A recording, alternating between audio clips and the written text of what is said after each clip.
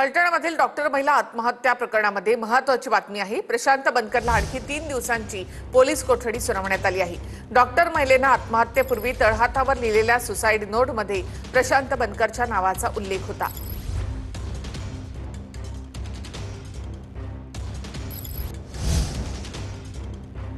तर कर्जमाफीसाठी बच्चू कडूंचा आज नागपुरामध्ये भव्य मोर्चा निघालेला आहे। नागपूर हैदराबाद महामार्गावर सध्या बच्चू कडूंचं चक्का जाम आंदोलन सुरू आहे। ही थेट दृश्य आपण पाहतो नागपूर हैदराबाद महामार्गावरची, या ठिकाणी बच्चू कडू आपल्या हजारो शेतकऱ्यांसह या ठिकाणी दाखल झाले। बच्चू कडू यांचा हा मोर्चा मुख्यमंत्र्यांच्या रामगिरी या बंगल्यावर धडकणार आहे। त्या आधीची दृश्य आपण पाहतो नागपूर हैदराबाद महामार्गावरची। थेट आपण माहितीसाठी जाऊयात आमचे प्रतिनिधी गजानन उमाटे यांच्याकडे। गजानन, सध्या आत्ता बच्चू कडू नेमकं काय म्हणतायत? त्यांचा हा मोर्चा नेमका कुठे जाणार आहे?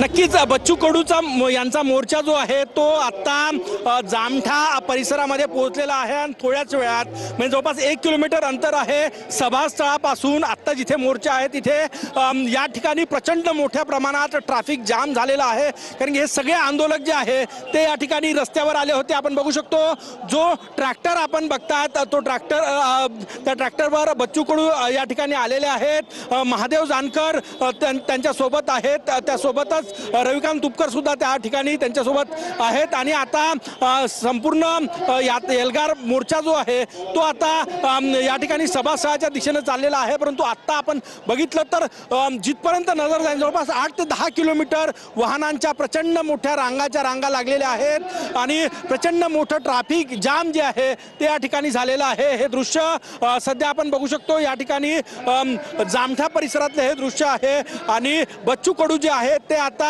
आपल्या ट्रॅक्टरवरून सभास्थळाकडे जात आहे। त्यांनी आवाहन केलेलं आहे की चक्का जाम कोणी करू नये। त्यामुळे आता आंदोलक सुद्धा सभास्थळाकडे हळूहळू निघतात, परंतु अजूनही रस्ते जे आहे ते मोकळे झालेले नाही। प्रचंड मोठं जाम जे आहे ते आपल्याला या ठिकाणी पाहायला मिळतात।